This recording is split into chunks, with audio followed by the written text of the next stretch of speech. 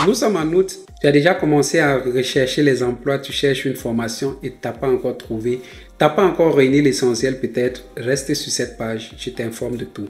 Salut, je suis Alaa Safoua, réfugié activiste, je vis en Allemagne.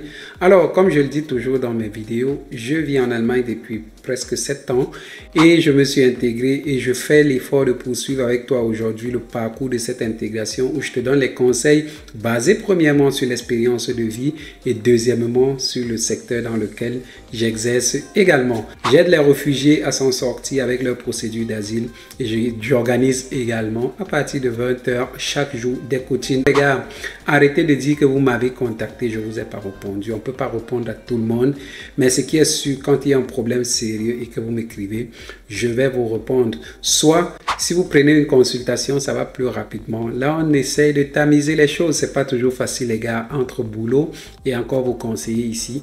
C'est pas facile, mais on essaye de tenir.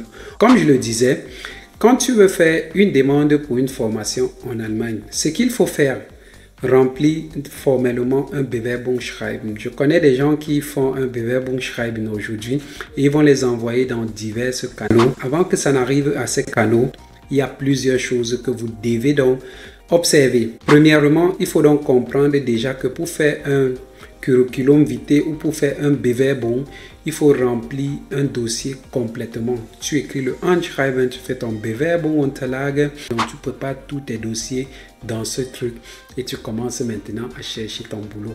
Et aussi, n'oubliez pas le côté relationnel et le côté professionnel aussi, parce qu'il y a déjà des amis qui travaillent dans des structures. Vous pouvez vous fier à eux. Peut-être ils vont aller de bouche en oreille vous donner un travail que vous pourrez déjà exercer. Allez aussi dans les rencontres amicales avec les Allemands. Cela les permet aussi de connaître votre parcours et peut-être vous recommander à quelqu'un qui vous emploiera sans que vous n'ayez même besoin de présenter vos trucs. Il y a aussi parler la langue qui est nécessaire parce qu'il faut aussi comprendre la langue très bien pour pouvoir aller à un autre niveau. Et toi qui veux commencer la formation cette année, il faut donc savoir qu'il y a déjà des processus de réglementation quand tu commences à faire ta formation. On les a déjà cités dans les vidéos précédentes. Ça veut dire que formation, qui dit formation en Allemagne désormais dira statut de travailleur en Allemagne et pourra rester en Allemagne aussi longtemps qu'il le voudra. Donc profite de cette occasion, profite de cette formation déjà que tu as appris la langue, déjà que tu t'es intégré. Parce qu'on dit toujours ici, on ne fait que tourner en boucle en vous disant apprenez la langue parce que c'est très important de parler la langue dans ce pays. Et les avantages de bien s'exprimer vont aussi dans les avantages d'obtenir rapidement son titre de séjour. Et maintenant, quand tu arrives en formation, c'est un autre niveau parce que le niveau de langue que nous avons appris est basique, ça ne suffit pas. Il faudra aussi également t'exercer à améliorer cette langue-là pour pouvoir sortir. Et quand j'entrais peut-être dans le Ausbildung, je ne savais même pas encore parler normalement allemand, mais quand je suis ressorti, j'avais déjà fait mes diplômes de langue jusqu'au niveau C.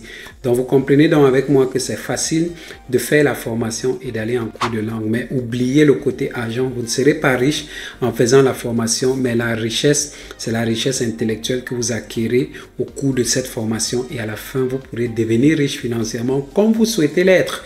Tiens bon, ça va aller pour toi. Et aussi, je voulais faire une parenthèse pour ceux-là qui entrent dans une formation. Parce que quand tu entres dans une formation, j'avais cité dans une vidéo précédente, il faudrait donner ton passeport. Tu peux le faire au préalable avant de signer la formation. Mais il faut déjà savoir qu'une fois le probeside passé, tu devras finir cette formation et on ne pourra pas te déporter. Donc, tu seras donc tranquille au cours de ta formation et essaie trop de ne plus penser côté papier. Pense plutôt que tu es en formation et tu as besoin de ce diplôme. Plus tu seras concentré, plus tu vas réussir. Alors,